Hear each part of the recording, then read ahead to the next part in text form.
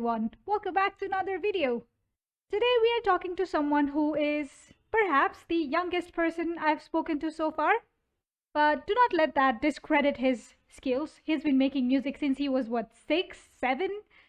What started with Launchpad experiments has now become into Minotaur tear out experiments.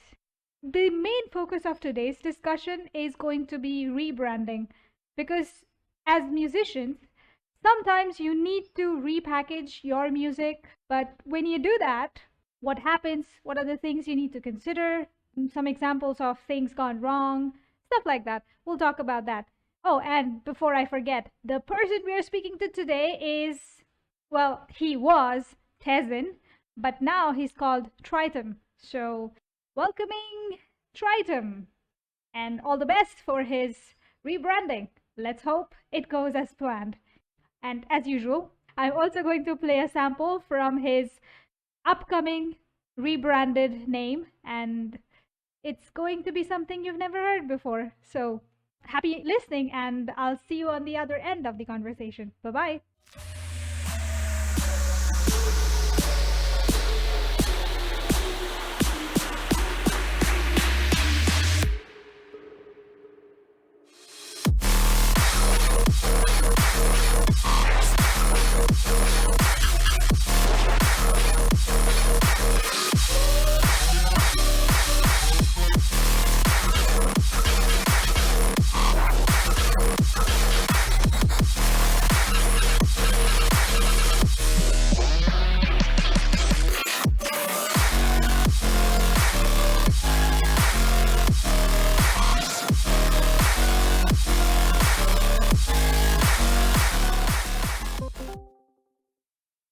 Hello, Yo, can you hear me?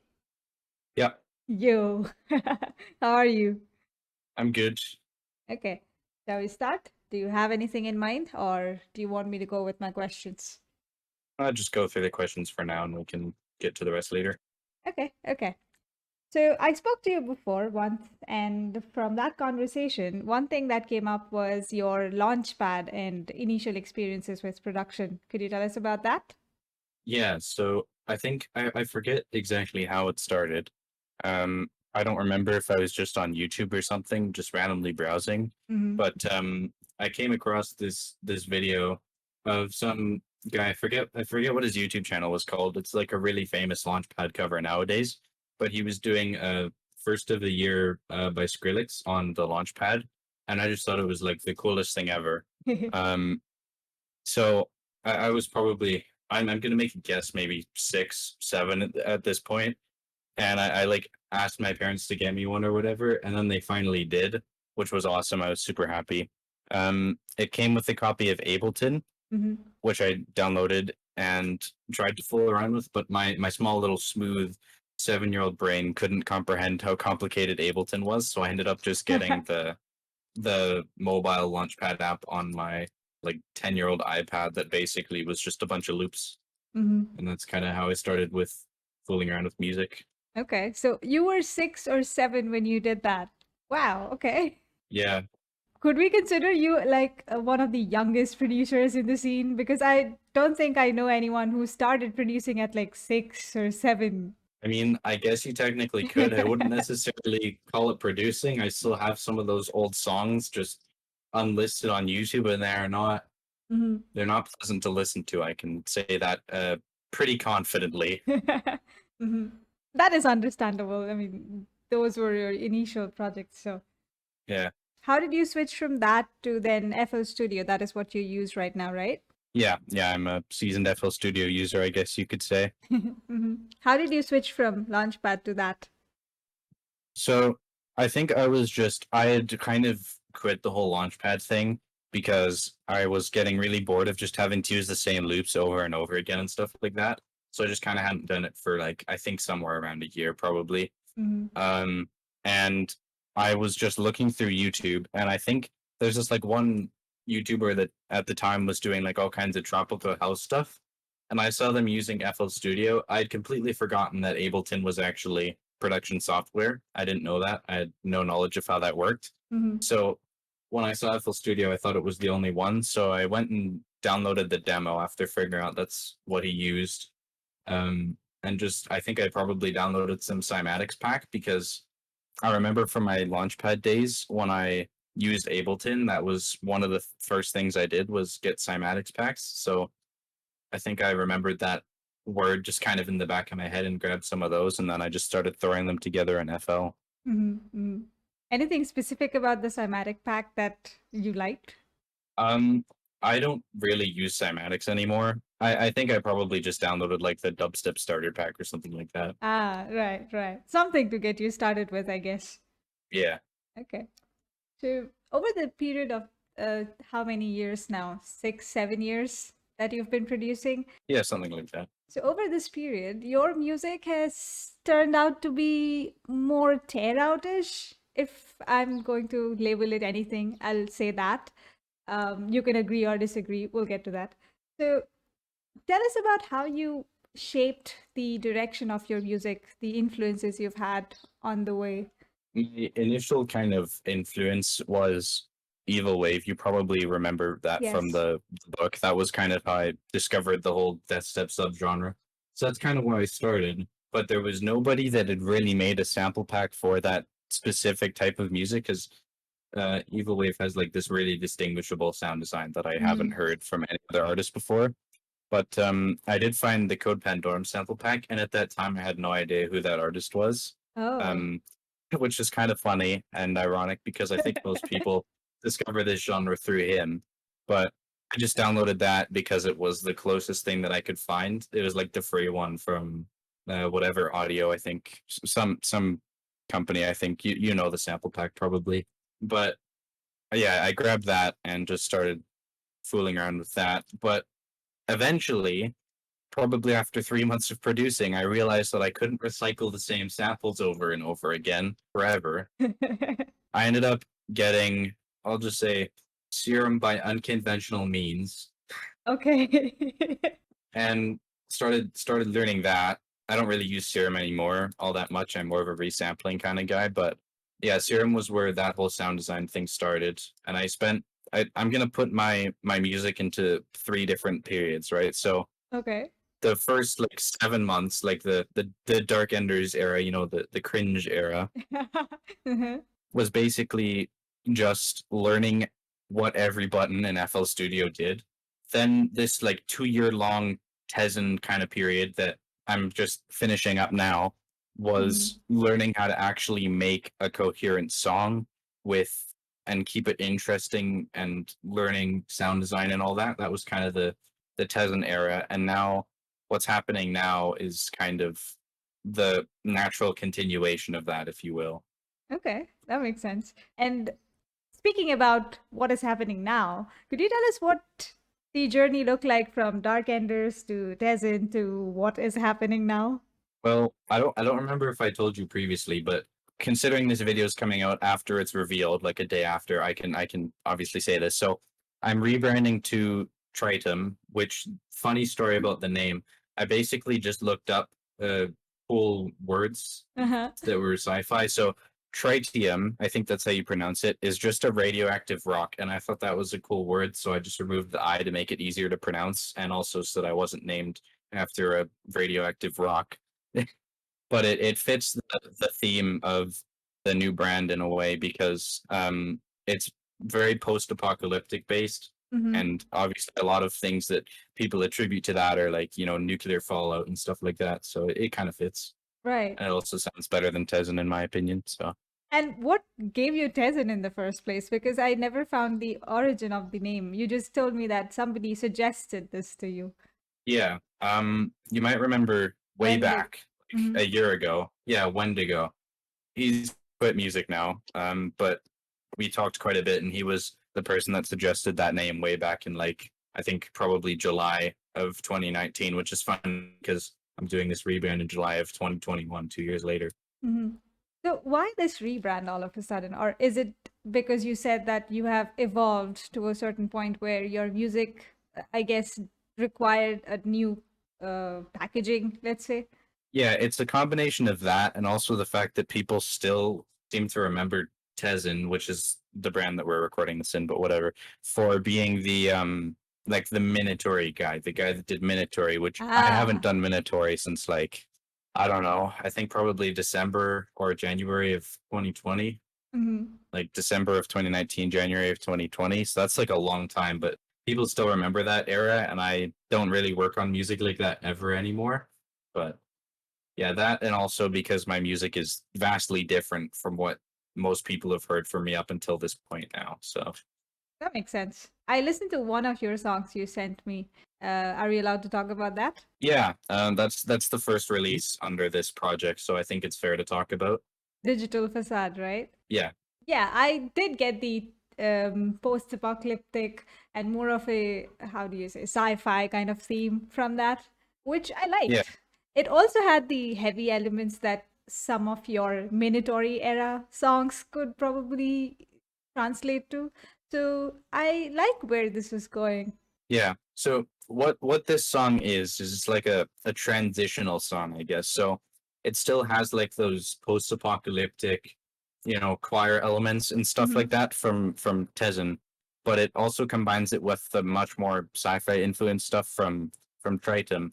So hopefully it'll help people be a little bit less confused when this new music comes out. Hmm. Basically, it just it's a transitional song, so it'll help people still feel like I'm doing what they're used to, like the choirs and dramatic stuff like that, while Hmm. having the drop elements be more what I'm doing now with like sci-fi stuff. Right. So it introduces them to your new direction in a gentle way, I guess. Yeah. I think that's one mistake that some people make is that they just immediately transition to their new thing, Right. which is probably disjointing to their fan base, and I've seen this happen before. So this is kind of my way of attempting to avoid that and try and keep my fan base engaged. Hmm. Makes sense. So a couple of questions around the rebranding. One being, you must have done a lot of research, and did you come across anything that you thought could have been executed better? And uh, personally, you didn't like the transition? I think I didn't. So with this rebrand, it's kind of a weird thing. So originally, I was staying with Tezzin, but I kind of came to the realization that this new music was just straying while I was working on it, not Digital Facade, but the stuff that's to come after was Hmm. straying further and further away from what the Tezzin brand currently is. Hmm. So I ended up changing my name. The branding part was still going to be there, like the post-apocalyptic stuff, but the whole name thing changed because of that. But the main thing that I see people doing wrong, in my opinion, like I said, is that there's no transitional element. And I get that. You just want to immediately go to what you want to do. Hmm. But I think by doing that, a lot of people just get turned away. They're like, oh, he's not doing this, super heavy stuff. Now he's doing melodic rhythm, stuff Right. like that. Yeah, I get that. It could be a huge turnoff for a lot of people. Yeah. What do you think about Code Pandorum or Inhumans transition? I think he's actually done a really good job so far.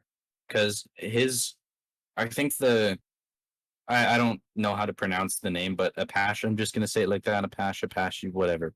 The remix of that was quite different, but he Hmm. did the smart thing and kind of just didn't connect Inhuman to Code Pandorum right away. Um, just to get something out, I guess. But Hmm. the last two songs that he's released, the Ghost Kid remix and Hmm. then the song with Omas, um, the Ghost Kid remix still has some of those older Code Pandorum elements to it, Hmm. with the heaviness and the you know, and then the collab with Omas was on Leviathan Chapter 2, so people had a lot of time to get accustomed to that song. Right. So he's done a really good job of transitioning so far, I think, to that new project with Inhuman. Okay.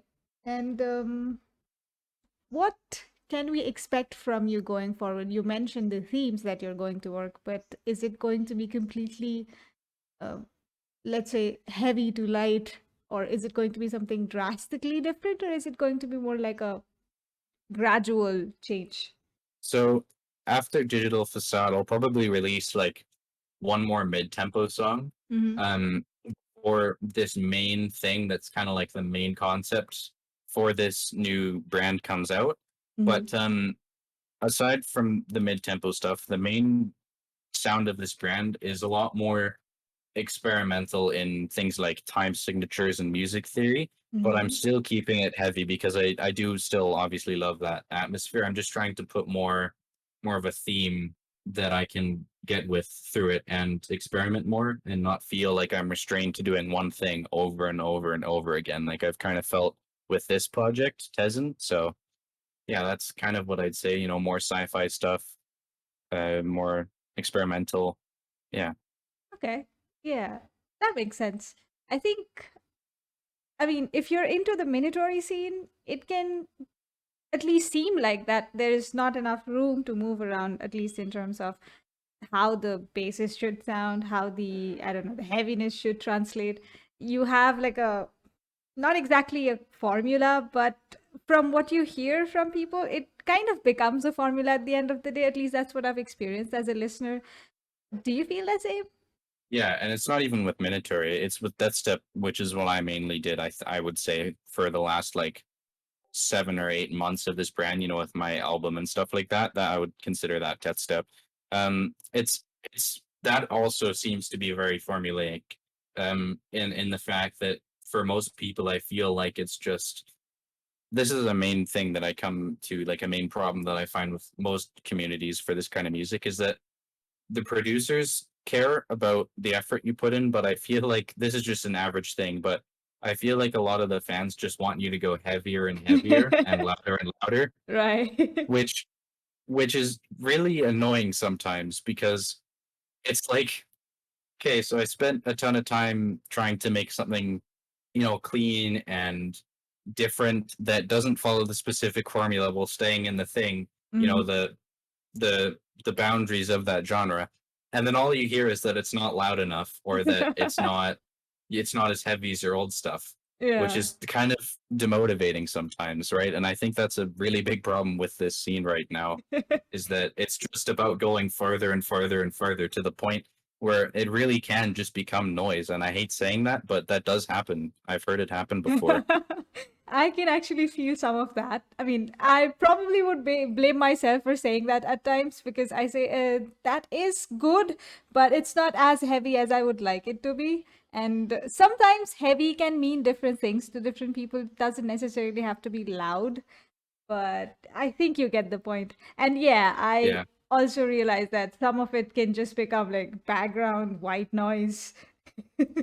Yeah. For me personally, heavy is less defined by how loud it is. That is a factor that you have to take into account because in a certain psychological way, the louder something is, the more in your face something is, the more you're going to like it. That's just how the human brain perceives sound, I guess you could say. Mhm. But there is a point where it goes too far. But for me, heaviness is more defined by drums, I think, because if you have something that's really really loud and none of the sounds have any kind of chug or impact to them and the drums are like super quiet in the mix, then it does just sound like a mash of different things more than something that punches you in the gut, right? True, true. So, rebranding, okay, that's what is going on. Apart from that, are you working on anything else? A lot of stuff you must be working on, right? Yeah, I'm really busy right now with all this. So I've I've with this brand, I'm obviously taking myself a lot more seriously. That's kind of like my main goal for it. Mm-hmm. But it's I have a really really big project, not necessarily in terms of the music length or the amount of songs for the project, but just everything else that you can have involved with that kind of project is really really big for me. So I'm really excited for this. I can't talk about it a lot right now. I'm really trying to keep my mouth shut about it. Um, Mm-hmm. but I've got some really big stuff coming in the next couple of months. Okay, I'm excited about all of that. Yeah, I'm excited as well. Like it's very hard to keep my mouth shut. I know, I know. Well, thank you for making time for this call in your busy schedule. Yeah, you're welcome. And moving away from the rebranding for a bit, tell us how you approach projects. How does it look like when you start with an idea, and how long does it take for it to translate into a song? And what do you do in the process? Yeah, so ideas for me are kind of a really weird thing. I have multiple different ways that I end up coming with up with different songs. Mm. I think the main culprit for my ideas is genuinely, I know this sounds really weird, but it is genuinely sleep deprivation. I don't know what it is about it, but when I am in bed and I am super tired and I can't sleep and it's 3 in the morning, some like some really cool idea just pops into my head and it's like, hey, you gotta go make this now. So that's the main way that stuff comes to me with ideas. The other main way is just forcing myself to sit down and just write a melody. Just Hmm. sit down and try and write a melody that sounds good and hits you properly. And then if you like that and you come to something that you could fit into an actual song, then I start to build the rest of the song around that to keep it all compacted and like a proper package rather than sounding like two or three different songs that are just patched together, if you know what I mean. Yeah, yeah, I know what you mean. Now, you mentioned that forcing yourself to write a melody, that would make writer's block sound like a myth. Do you think that is the case? Um, I think the main reason, at least from my experience, that writer's block comes up is when I try to write a drop first. That is the main thing that happens. Because with a drop, you have to come up with some kind of idea, Hmm. and then you have to go through a whole bunch of steps to make that idea work. Whereas with a melody, you have your set parameters like music theory and Hmm. scale, Hmm. and you can just go ham on a keyboard until you find something that works. Whereas with in my experience, if you make a drop first, if you do somehow get through that initial process of making this super complicated heavy arrangement where all these elements work together. Then after you're done that, you have to go and do the intro, which Hmm. is the hardest part of the song for me at least, when you already have a drop, because you have to make the two fit. And it's a lot harder from my experience to make an intro fit or yeah, an intro fit with a drop than it is to make a drop fit with an intro. Interesting.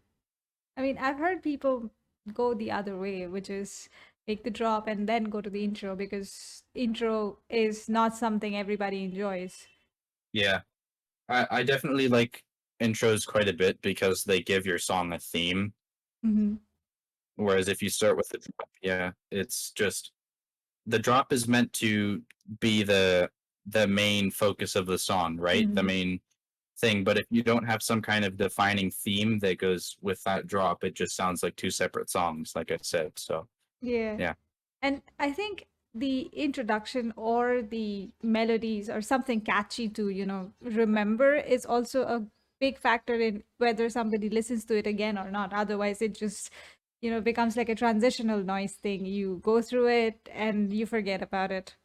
Yeah. Like there's so many songs where I love the drops, but I find myself skipping the intros because they're just the same kind of intro that I've heard all the time.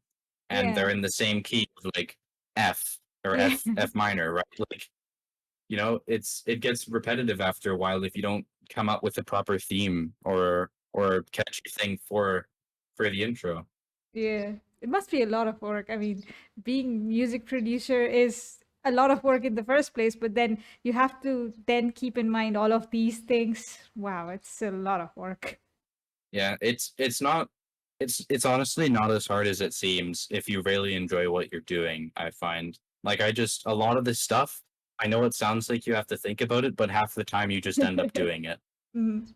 Yeah, I guess that's fair for everything you do. I guess I have not gotten into the I enjoy music production phase, so maybe to me it sounds hard still.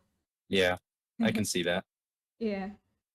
Do you have any milestones that you're working towards? Milestones as in collaborations with people or releasing on particular record labels or stuff like that?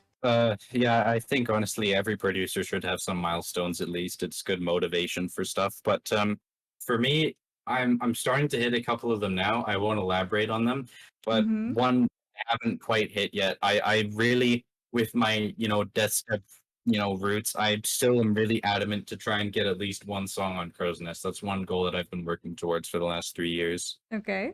And also just really find a style that feels like something recognizable rather than just doing this kind of super code Pandorum inspired death step over and over again for like 3 years or whatever, right? Yeah.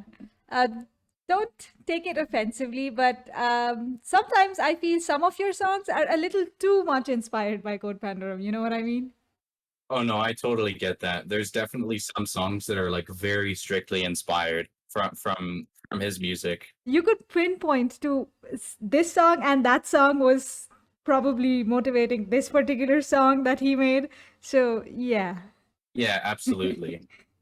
I think I did my best at the time of writing those songs to make them sound somewhat different, but I was probably 100% aware of the inspiration at that point. That's just how I was making music back then because I was having a very difficult time coming up with new ideas because at that time I was still writing drops first and Mhm. learning arrangement and stuff like that. So they were good guidances at that time, but I can definitely see how it'd be quite easy to tell what song was inspired by what song. Right, right.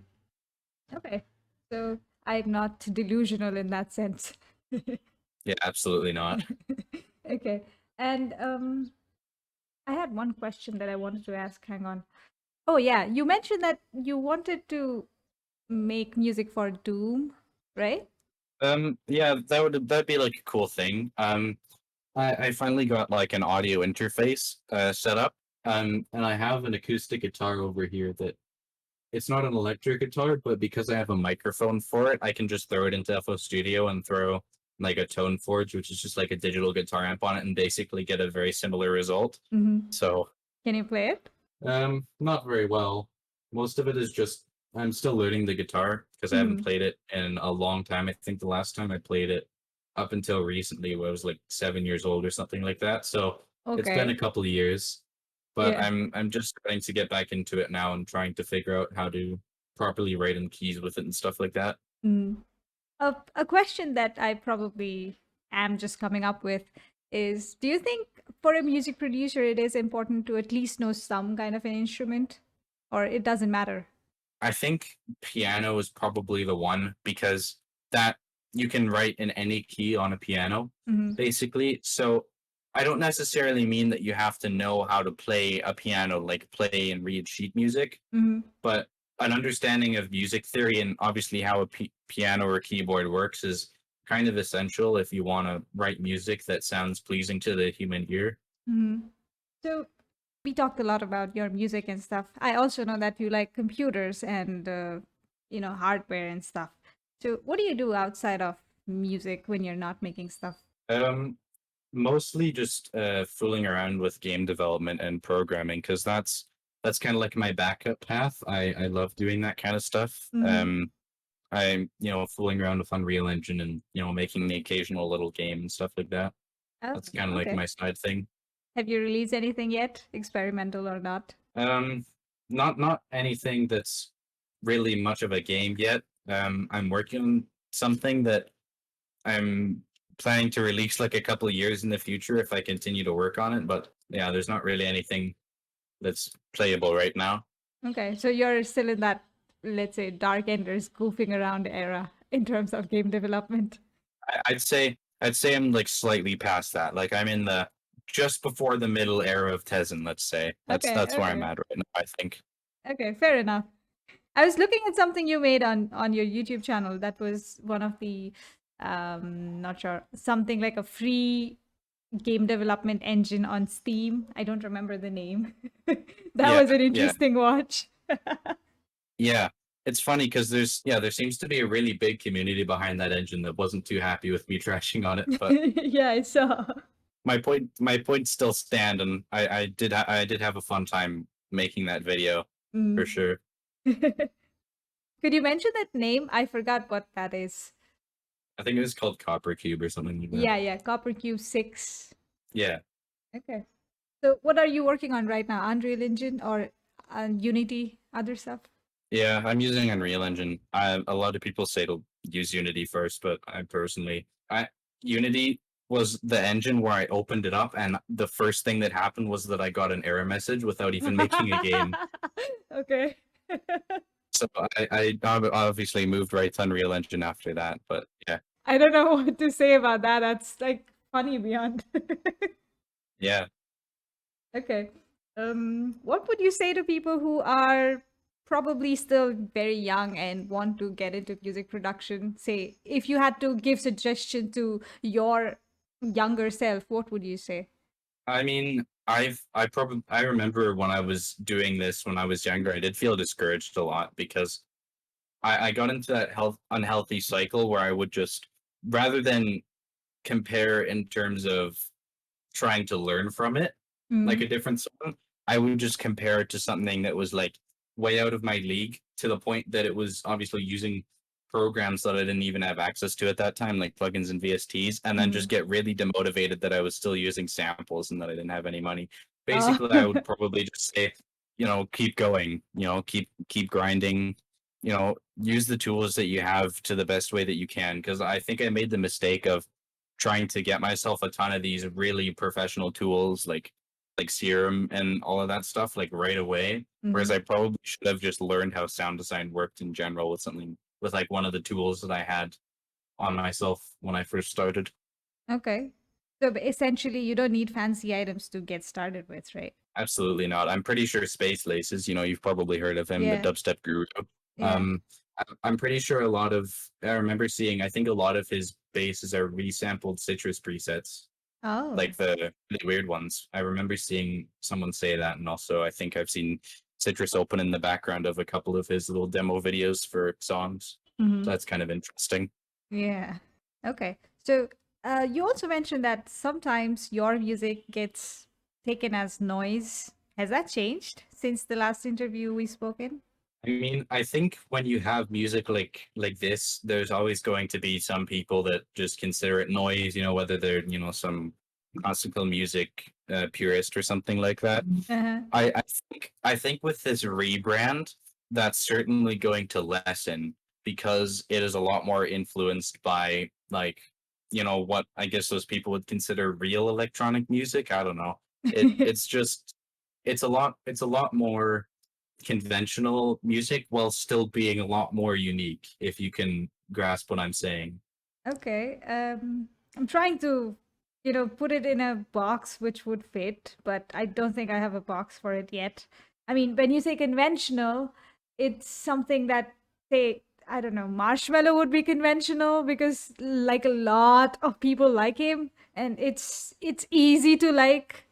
More conventional in terms of like using music theory in the way that most people would Ah, consider it intended to be used, not necessarily in terms of what the popular standards are right now. So okay. I think the best example for like my current big inspiration for music would probably be Sleepnet.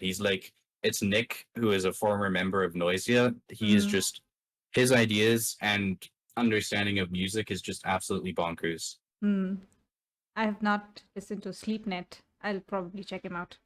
Yeah, he does like really experimental drum and bass kind of stuff. It's really interesting. Okay. And I think that's all the questions I've had so far. Yeah, did I miss anything that you wanted to touch upon?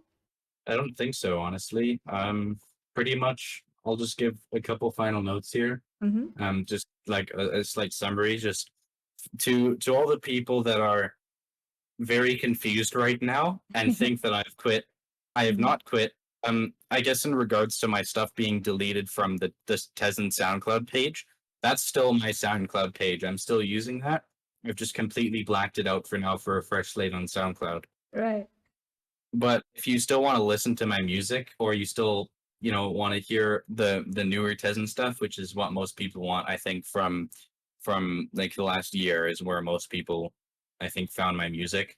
So if you want that, just go to my Spotify page or Bandcamp. That's all that's still there. Mm-hmm. I think I have a link on my SoundCloud page that's just titled The Archive, which goes to my Linktree page, which has all that stuff on there. Right, right. I did check your Bandcamp page, so that had stuff. Now, one thing is you have cryptic messages all over the place. I could figure out the Morse code, yes, But there is something that you released in a binary. What did that mean? It just translated to something like L and W? Or maybe I did it wrong. I'm not sure. The translator that I used, I just typed in rebirth. That's what that says with the translator that I used. Ah, okay. I'll have to see what I did to mess up the translation. It might have just been a bad translator that put it in an unconventional format. How do you have a bad translator? You just do it in one way, you know? I don't know. But yeah, there's in at this point, all of the next teaser videos will be up. Those are all done with like Caesar ciphers and stuff like that. So Oh, okay. That actually fits in with your theme a lot. yeah. I like that. And last thing, any message to the community, people who are fans or other producers or everybody in between? Yeah, definitely just stay tuned and keep listening to my music. I feel like a lot of people might be turned off at first, but I'm going to try and do my best to keep everyone interested. Just come into my new stuff with an open mind, I guess. Mhm. And ready to be impressed, I guess. We'll see. We'll see. Yeah, we'll see. When can we expect the first release from you, or is that a secret as well? Um, well, at the time of this interview, I'll have already started teasing it, so I might as well just say it for the few people that will watch this. Digital Facade is coming out on the 10th of July, so a couple days after this interview. So Mhm. Okay. Okay. yeah, and then after that, big project. I'm thinking somewhere between October and November. So Okay. So that'll give us time to adjust to this stuff. yeah, Okay. Well, all the best for all of these rebranding and the background work that you're doing. yeah. Thank you. And I guess I'll see you again sometime. Let me know how the rebrand goes. I will. It was nice talking to you. Thank you. So for now, goodbye. See ya. So that was ex-Tezzin, let's say, and the new name you shall see in a bit. Um, so I know that we talked a lot about rebranding, and this might be helpful to a lot of people who are probably thinking of rebranding their music because this happens quite a lot in the scene. At least, coming up with names, just changing names randomly, that happens.